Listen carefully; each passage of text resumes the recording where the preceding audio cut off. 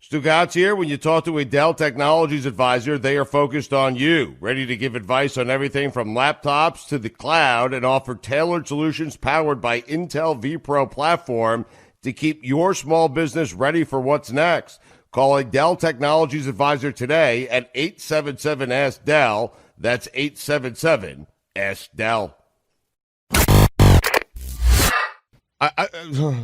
All right, let's have that be the sound. That needs to be the sound for where it is that we're headed with this post-game show. Now, we'll get to funniest thing in a second, but what the hell happened to today's 2-hour show? It felt like it was so inundated and soaked with sponsored this, sponsored that, sponsored this, sponsored that, that there was no place for us to do our radio show. None.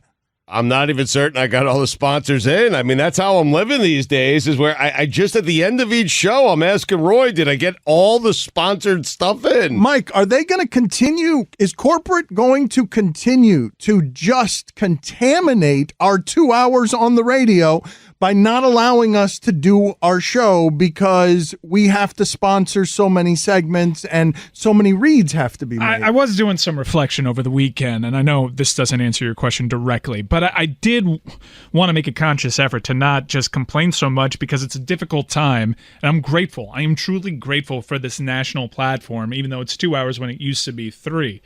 But after doing the Big Suey the way that we do in the local hour, it's reinvigorated me in terms of like a producer and a creative. I love what we're putting out, and those are such free-flowing conversations. Mike, it's crazy to me. It's never been this overt, right? We've had a couple of times. For those of you who have been with us for a long time, we do a radio show that's a comedy show disguised as a sports show, and the chemistry of it matters. And so we've been distorted by trying to figure out how to do this on the Zoom. But the only other time that I could remember this kind of contamination was when we moved to the other studio and televised this show, made the decision to televise this show without realizing how many different ways that change was going to contaminate what we were doing.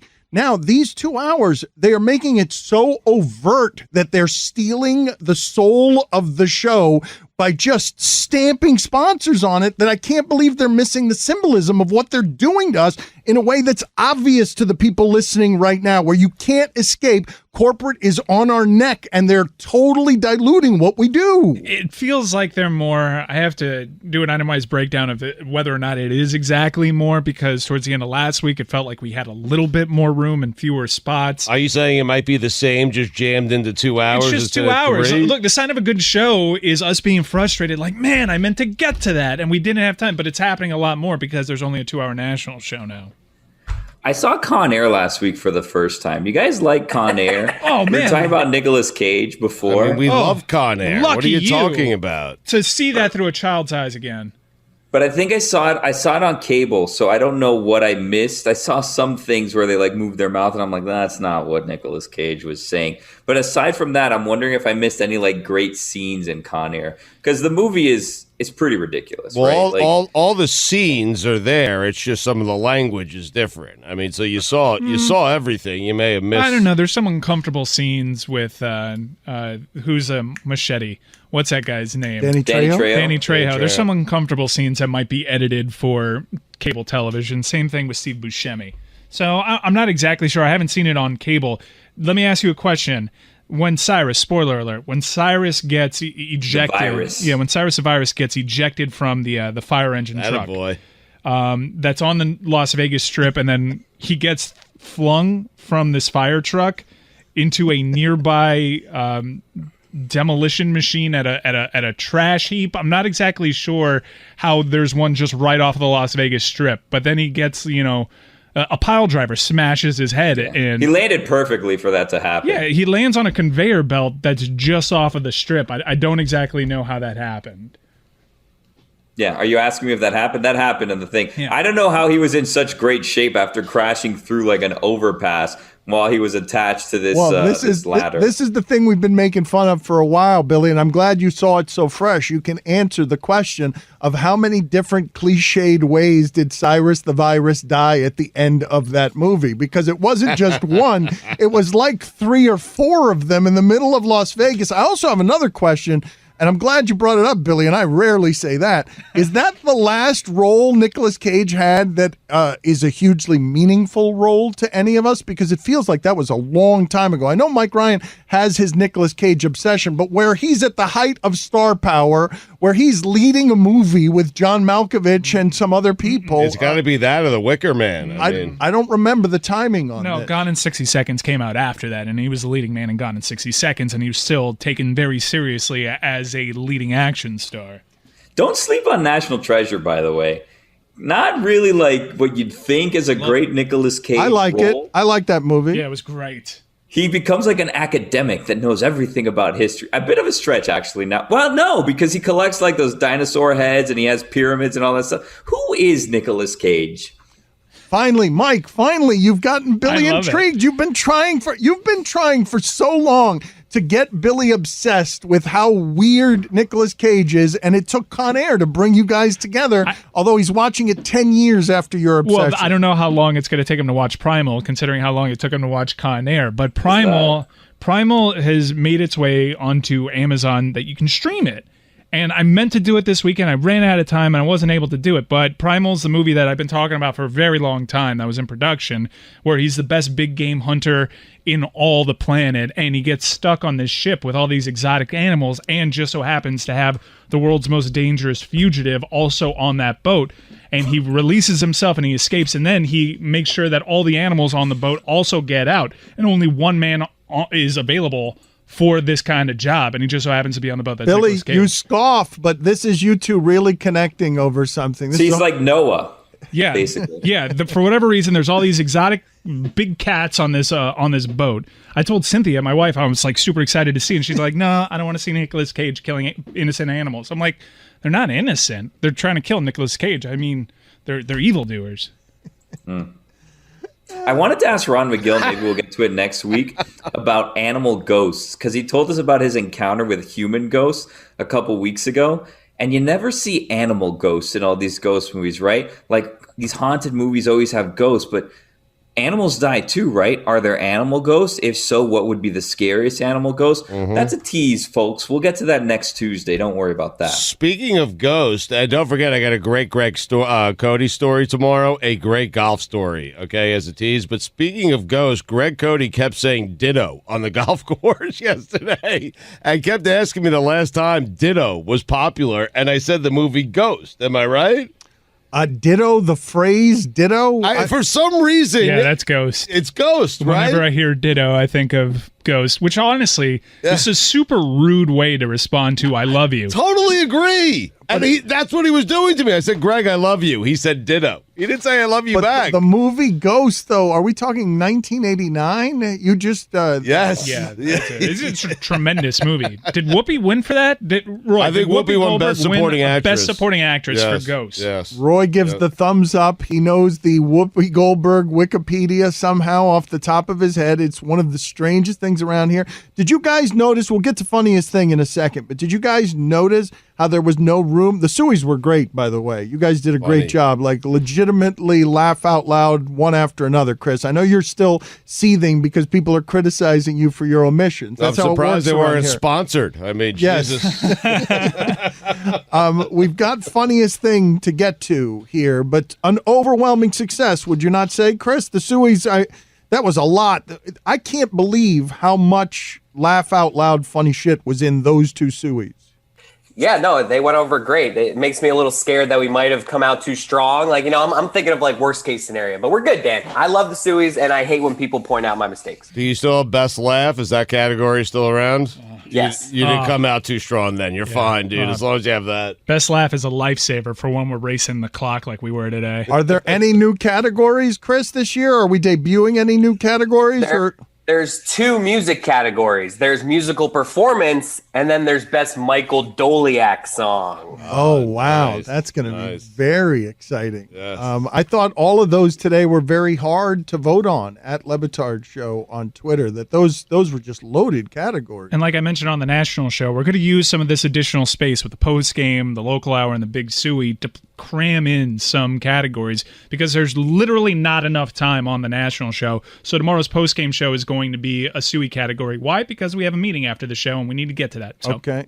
Billy, let's play that Nicolas Cage sound again, courtesy Variety YouTube. I want to see through your eyes now that you have understood what the whiff, the scent of strangeness that is Nicolas Cage, why it's intoxicating, why it lures us toward the mystery as he makes 400 submarine movies to pay for pirate skulls and his taxes. Let's listen to this sound through that wonderful prism. How do you amp yourself up for scenes like that? Or is, what does the term over the top even register? You show me where the top is and I'll let you know whether I'm over it or not, all right? I design where the top is.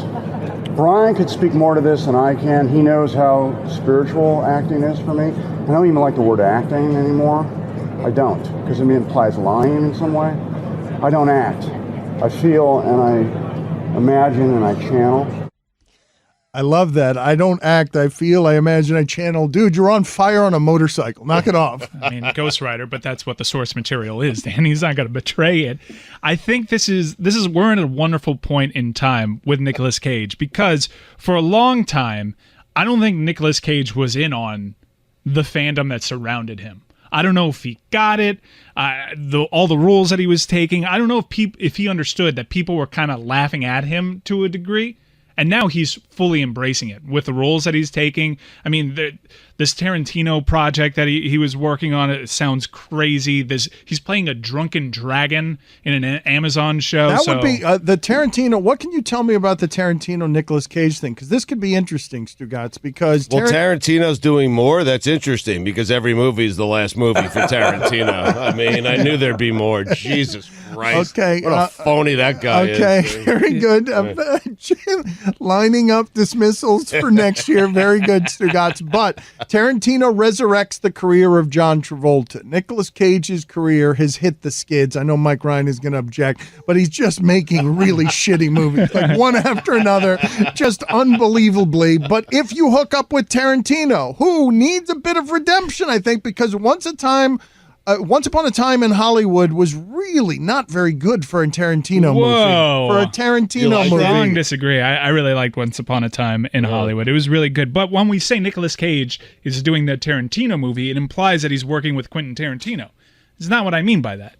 Nicolas Cage is playing Nicolas Cage in a movie in which Nicolas Cage is desperate to score a Tarantino role, but he is haunted by the ghost of Nicolas Cage past, who just berates him about all the bad choices he's made, both professionally and personally. Good. So wait a minute. So you're telling me that Nicolas Cage, I know you were trying to insinuate this, is absolutely going to finally have a sense of humor about himself the rest of the way? Yeah, I've never been really sure if he got it. But now you are? Now I'm fairly certain. With that interview, that's where it really came home to me. Like, he was just dying to answer that question, and it's going to be great for his career. Wait, so is this a Tarantino movie? No, the movie... Apologies to Quentin. Yeah, the movie is Nicolas Cage playing Nicolas Cage, and the whole premise behind it is he is desperate to land a role in a Tarantino movie because it could rekindle his career where he's taken as a serious actor, but he can't concentrate on scoring this role because the ghost of Nicolas Cage past is haunting him,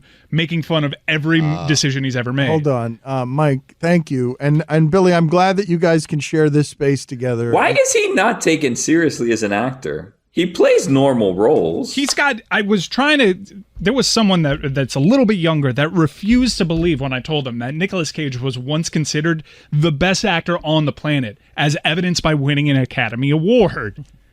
Look, at the very least, you can say this, right? As a person, he's a little bit, eccentric, right? Is that a fair assessment of him? For sure. By any definition, we've gone through like the list of things that he's purchased. Like on anyone's resume in life, marrying a Presley for like 4 days, like he did, that would be a career topper in terms of weirdness. I'm not even sure it's Nicolas Cage's top 10 that he married Elvis Presley's daughter for 4 minutes. But to his credit, in the movies, you see him and you're like, oh, This is just a Marine that was in the wrong place at the wrong time, and he's trying to find a way home, and now he's a criminal. I had no idea that guy collected dinosaur heads. I had no idea that he was married to Elvis's daughter. I didn't know that he had a giant pyramid. I didn't know any of that stuff when I was watching it. I did question his judgment, though, as to why he didn't just get off the plane when he had a chance to meet his 8-year-old daughter who he had never met before. Just get off the plane, all right? Go in the bus. Have them scan your thing. That's the easy path. He was worried about Bubba. Right. Bubba was, like he needed medicine. You're combining divorces. He was married to Lisa Marie Presley, but I think it was for more than 4 days. You're thinking about the other divorce he recently had where he was married for 4 days and she was like searching for half. I think that Nicolas Cage married Lisa Marie Presley, at least in the way that he voiced it, just simply because she was descended from Elvis. Like that was and he that wasn't in love with her. I mean, maybe he was in love with her. Last name was Presley. However, it is that Nicolas Cage defines love when not in the middle of was he was in the middle of the fight, was he not, with in Vegas in the street, or was that Carrot Top broke up? No, that was he broke up the fight with Vince Neil. Vince Neil, yes. Yeah, him. Nicolas Cage in an electric blue suit. Now, I got this story from Carrot Top once, who was not pictured in the video, but he was actually at lunch with Okay, hold on a second. Now, tell this entire story, Billy. Now, I want you to absorb this, okay? What Nicolas Cage was in the middle of. It's just, this is Monday morning for Nicolas Cage. When you get these details, yes. I know who Nicolas Cage is, right? I just happened to watch Con Air this weekend. I know who he is. Give a whole life lesson. We're using you as the audience. This is yes, Billy, layered. You're just a construct here. You're the tethering that we're doing inside the show as we fascinate and obsess over Nicolas Cage and give people fact after fact after fact that's interesting about Nicolas Cage. Yes, we do know. Nicolas Cage was wearing an electric blue suit one day when he decided to go out to lunch with Carrot Top and his buddy Vince Neil. I don't know what kind of drinks they got into, but Vince Neil got into a dust-up that seemed rather ugly with a woman outside, and it needed to be broken up, and there's TMZ video of Nicolas Cage in an electric blue suit and a cowboy hat pulling Vince Neil away, saying, I love you, but you gotta stop doing this. I love you, and they are cheek to cheek, and he just keeps saying, I love you, I love you. And this is actually good PR for Carrot Top because he wasn't actually in this video, but he's got a great story to tell. And this was in the valet port of some the Aria. Hotel. Okay, Yeah, yes, yeah. A lot of lights. There were a lot of lights above water them, fountains. I know even that though Aria. it was the middle of the day, right? It was like noon. Yeah, it was noon, which was concerning. Presley and Cage were married. They call it a 2-year entanglement. Okay, fair enough. Oh, so they invented that, not Jada Pinkett. Very good. An entanglement works. I want before we get to funniest thing, I want to point out to the audience and to you guys something that just happened in the middle of that. Stugotz and I were talking during one of the breaks today about the sheer number of times that we fall into the sewage by accident and then embrace it. Because I was telling Stugotz during a break, I'm like, the kind of things that happen on our show where Stugotz is being a dopey idiot, when they happen on Dan Patrick's show or when they happen on Jim Rome's show, it's never anything so awkward that it knocks the professionalism over. They never make a mistake on their professional shows that allows you to sink in the number of times Content Machine Stugotz does because he's fairly shameless and he stumbles around here in a way that's funny. You doing what you did, where you dismiss Tarantino that way, just dismiss Tarantino, and then Mike explained, no, it's not Tarantino. It's not a Tarantino movie, although you'll get your chance to do that, Stugotz. There's always another chance. You will get but then Stugotz just apologizing for it. That moment would never happen on Dan Patrick's show or Jim Rome's show or Colin Cowherd's show, and it happens 100 times a day around here. It's exactly what we were talking about. We were talking about it just during the break, and Stugotz just blurted, like he went straight into Maximum Stugotz. Get out of here. Zip it up. I'm tired of this guy. Hitting all the notes. And then he's like, oh, wait a minute. So the Tarantino movie's not happening. Okay, humble apology. Rome would spend 2 hours still trying to convince you that this Nicolas Cage movie was a Tarantino movie. He would, because he's never been wrong ever. It is the funny way, the serious way of doing things. And again, it's being rewarded all over the network as they shrink us with corporate things on our neck. Now, let's get to the funniest thing that we had to sponsor in one segment and do right here. Hey, people, tell us what in the sport made you laugh hardest this weekend. It is a segment we call What Made You Laugh This Weekend. Ha ha ha! Do I have to read the sponsor again? Or No, you already did. No. Right. Thank you. Added value. Thank you. Are they just throwing this stuff in? Are they? I'm not even certain some of the stuff is being paid for. It might just be like added value. Like, hey, thank you for spending money with us. Here's the funniest thing for the sports weekend. We thank our sponsors that have Yes. been with us through thick and thin because we are not easy to sponsor, and this has always been sponsored, guys. This is not an objection to our sponsors. It's an objection to how corporate contaminates the radio show by throwing a million sponsored things at us that we're not being paid for. Right. We're also a messy show, so in terms of clock management, we're not great. So when we have a 10-minute segment followed by 5 minutes of breaks, followed by another 8-minute segment, it gets tough for a show that's undisciplined. Where is like ours. Stugatz's Peloton? Peloton. Where is Stugatz's Peloton? Is the bald guy in sales? Is he in his home with a Peloton that Stugatz was supposed to have? I want to ask this question of you, the audience, everybody, the bald guy in sales. Where is Stugatz's Peloton? It got me good there, man. I think you also had to go and tour the shop, too, and there was no way that you were going to do that. There's a tour of the, but why do I have to climb through hoops? They asked me to read a spot for Peloton, and I do it. You think Dan Patrick? Send me the bike. Do you think Dan Patrick has to tour a shop, Peloton? I'm not kidding you that I was yelling and screaming at Bristol to send me a single microphone. And my answer, like when they're saying, like, why do you need this? And I'm like, do you think Colin Cowherd has to deal with this? Like, get us a microphone down here. I'm jealous. I think Colin Cowherd's on a safari of some sort. That guy is living a life, I know. man. I am telling you. I thought for sure he'd be on the radio because the whole thing is like, I like working on holidays because people are at home and they get to watch me. And then I'm like, okay, well, football season, he's got to be dominating. He's like, here's a video of a Jaguar. That guy is taking up windsurfing. He is doing like all kinds of. I had the dream of him surfing into the Rose Bowl for some reason. It was odd, but he also does a lot of like. He's doing cool things like West Coasty type relaxation. No, he's embraced that things. Hollywood life. Going to the Fox slot every day probably changes a man. Crazy. Well, there are a couple of funny things around him because he is an unusual creature and he has had great success in this business. And it's kind of weird, right? Our relationship with Colin Cowherd, we'll get to funniest things. See, these meanderings. These are good meanderings. I mean, these people will want to hear the story I'm about to tell. These little sidebars, they don't help us. It's good for the show, but when we need to stick to a clock, it hurts us. Yes, but that's the show. And the show has always had freedom within that clock to bust it when something like you don't get to the Mina Kimes moment on the zip line unless we're busting the clock by 9 minutes. You got to let us ride out some stuff regardless. It doesn't matter. But the stories about Colin Cowherd that I think you guys are going to find funny because they're symbolic, right? We replaced Colin Cowherd. I told Colin Cowherd when he was thinking about going to Fox, I told him flatly, you shouldn't do that. You should stay at ESPN. You don't want to put your work in a drawer. You don't want to have people not see or hear what you're doing. On the other hand, I begged them to go to Fox. Right, because it opened up this time slot that we've been in now. How long? How long have we been in this time slot? Feels like 17 years. Yeah. Just during the pandemic, it feels like 17 years. But it's been about 5, I think, right? That's it. Is that all? I think so, yeah. Is that right? That can't Maybe be right. longer. I don't think that's know. right, Stugatz. I feel like we've been in here 8 years, no? 8 years in the midday? No way. No? No. No. I think it's like 5 or 6. All right, We it's started ESPN Radio in the afternoon. It's 5 That's years what it that was. feels like 8 years. Okay, so regardless, Colin Cowherd leaves and he has gotten success. He has gotten actually a hugely nice, balanced life. I had a conversation with him not, 6 months ago. And out of nowhere, he's explaining to me, and he does this. Our relationship goes back to him falling asleep at about 9 p.m. at a Jacksonville Super Bowl restaurant. It wasn't the one margarita. It was just him falling asleep in a restaurant because radio is tiring when you're talking to yourself for 3 hours a day. Like he just. I remember that. And I think it was earlier than 9 o'clock.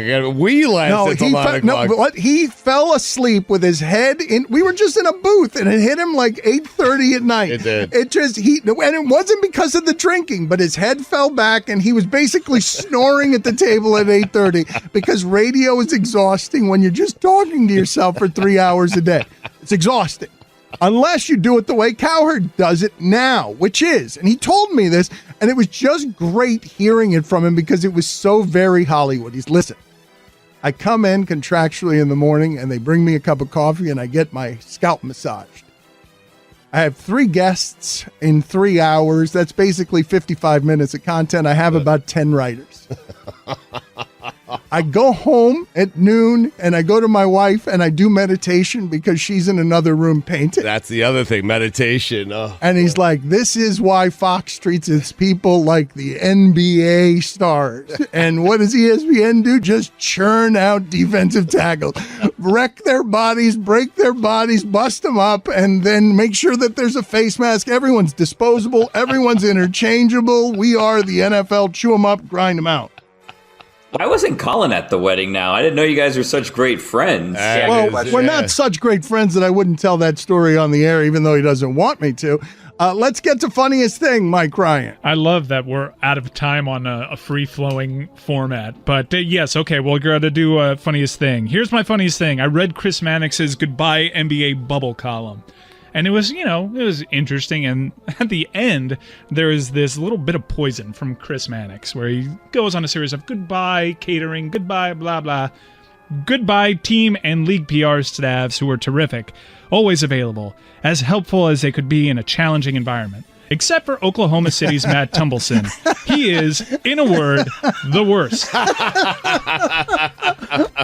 is comedy right there. That is something you would write in fiction. That's really good. Chris, what was the funniest thing from the sports weekend? Novak Djokovic accidentally hitting Meryl Streep in the neck with a tennis ball. Good. It was so good. Yeah. We barely talked about that today. Think about what just happened, all right? That guy's had a bad year. He's just had a bummer of a year. Who, the Joker? Yes. Yeah, I guess. We've all had a bad year, though. He caught coronavirus while he was he's anti-vax. Yeah, nobody's anti-vaccine. Well, you're finding out a lot about That's a choice. Djokovic. That's not like something bad that happened. He also kind of had like a heel turn at the last Wimbledon final, and this adds to that. No, but then you turn around and you hit a woman in the neck with a tennis ball at a high rate of speed. Who wasn't actually Meryl Streep? We should probably say that. Right. That would have been. We definitely would have loved the national show if it was Meryl Streep. She's a better actress. Ladies and gentlemen, Chris just fell out of the Zoom chat laughing at the idea that somebody listening to this might have not been paying attention to tennis at all the last couple of days or the news or anything. And then and just learned the Joker pelted him. that the Joker pelted Meryl Streep in the neck, and thus the U.S. Open was canceled for the Joker. Like, that would have been such a bigger story, Chris, than the one we got if Meryl Streep was involved. And why is that guy now out of the tournament? What sense does that make? He was the huge favorite. Everyone there's money depends upon people wanting to see him. He was going to win, and he gets knocked out in the most ridiculous. Imagine LeBron James getting knocked out of a Game 7, right? Because it's a one-time major tournament. Because he launched the ball at an official's throat. Yes. He'd be thrown out. Yeah, that would make sense. He'd be thrown out. But to Dan's point, debatable as to whether or not you should throw him out. Like, listen, they need Djokovic. You need LeBron in a Game 7. You need the Joker of the U.S. Open. He should have a longer leash than most of the other tennis players, should he not? I mean, That's not fair. You made an analogy. You made an analogy that made it very self-evident that Joker should have been thrown out. When you make it LeBron throwing a basketball at someone's throat, yeah, it's the same thing that happened. The person had to be removed from the tournament. She's not feeling well. I know, but I think what Dan and I are saying is you don't throw out the Joker for that. You leave LeBron in Game 7. Well, you know what's funny about that? Because we can stick race in just about every story. What was funny is I saw dueling headlines from the same writer over the weekend. One of them looking at Serena Williams and her temper tantrum and saying how she was bad for the sport because she's a sore loser. And the same guy is looking at this Djokovic thing and saying, you got to let him keep playing. You got to let the beautiful Djokovic keep playing. because Serena's a poor loser over here, but it was the same writer. Like, you can't. I love that writer. You can't. Mark Berman, I think. Well, the bad boy of the tour, Nick Kyrgios, weighed in, put on a poll question, what would have happened if I was the person that did this? And Tommy Paul responded, we have to bail you out of jail right now. But you don't need Nick. You need the Joker. That's why Nick gets kicked out. Yeah. You keep the Joker. I'm in. enjoying having a bad a villain, because those three guys have been so dominant, Joker, Federer, and Nadal, but they've been kind of boring. To have a bad guy makes those more interesting. Roy, what was the funniest thing from the sports weekend? Kawhi Leonard blocking Jamal Murray's dunk attempt with his middle finger. That one play, we were talking about like the skill level of these offenses, and did you see the play where Jamal Murray did a step back on Kawhi Leonard? Kawhi Leonard, obviously an individual defender. Like, those are one of those playoff moments where you're watching one of these games and you're like, oh, look, they've just put Kawhi on Jamal Murray. Let's watch what this looks like. And then Jamal Murray did that step back where he like contorted himself, and his own body was like diagonal to going backward. I missed it. I'm sorry. Okay, no, that's okay. I'm keeping an eye on the bubble, but I'm really not. Right. It's fairly this particular play, Mike. You know the one I'm talking about, right? It's just I was wondering with the Kemba Walker step back, with all the James Harden step back. Do we know who started that? Because it's gotten to such a ridiculous level that Jamal Murray shook, one of the world's greatest athletes on a step back in a way that I just don't think was possible 20 years ago. That I don't feel like Larry Bird or those guys were doing that. Do we know where it is that this unstoppable, unblockable shot, where it began? Because I feel like James Harden has evolved it to the maximum place. The internet is saying that Larry Bird was the first guy in NBA history to bring the step-back jumper into the league and did it on a regular basis. That's what it's saying. I mean, why are you laughing at Larry Bird? Because Dan used Larry Bird as the example of someone who couldn't do that, and he invented the bleeping thing. I don't think that's what I just said. I thought that what I had said was that Larry Bird, that was the last time. Did I get that wrong? Did Mike hear me wrong, or did I deliver that wrong? Man, it's been a long show. If I got it wrong, I apologize. Okay. They're saying that Bird was definitely the first one to bring the step-back jumper. But this is what I was saying, unless I was heard wrong or it was communicated wrong by me. I thought, it's not what Mike thought. It'd be funnier if it was what Mike thought. But I thought that I was saying I don't remember Larry Bird as the guy who did that. Well, he's the guy that invented it. Billy, what was the funniest thing from the sports weekend? Dan, Joe West decided to throw out Mike Rizzo from the second or third level of a game the other day. It was a suite, right? Was it for not wearing a mask, or was it for yelling brutal up there because you could be heard up there? I thought he yelled brutal and it echoed throughout an empty ballpark. I can't say for sure, but if I were to guess, I think Joe West is more offended by him yelling at him than him not wearing a mask. Okay, because I saw some people wondering. I like it better, the idea of Joe West ejecting Mike Rizzo for not wearing a mask on a field full of players not wearing masks when he's in a suite by himself. There's a big debate as to who started the step back. A lot of people say it's Bird. Bird says it's Bird, but a lot of people also say it's Kiki Vandeweghe. Thank you, Stugotz. What is your funniest thing from the sports weekend? I mean, Kiki, he's good. Funniest thing for the sports weekend, the top two guys, Angels all-time home run list, Dan. Guess their names. Don't guess them. Mike Trout and Tim Salmon. How about that? Trouty and a salmon. Did we find out, Chris, what was the poll? What was the poll question? Who's the bronze medalist among pets? You were wrong on that, Dan. Oh, no, you were wrong. Ron was wrong. Ron said birds, fish is running away with it. Really? Somebody else threw in turtle. Does that feel sufficient to you? Do you feel like your question was sufficiently answered? I felt like the answer was fish. So that's what I was hoping Ron would say. So I feel vindicated by the poll. Are the polls sponsored? Are they sponsored, Roy? He's giving a thumbs up. But does it count as a sponsorship if we do it in the post-game show? Or does it? No, it does not, Dan. Well, then we don't have to sponsor it here. All right. Good. Okay, we've come full circle with the segment. See you later, everybody. Talk to you tomorrow. Larry Legend. See you later, everybody. Talk to you tomorrow. Larry Legend.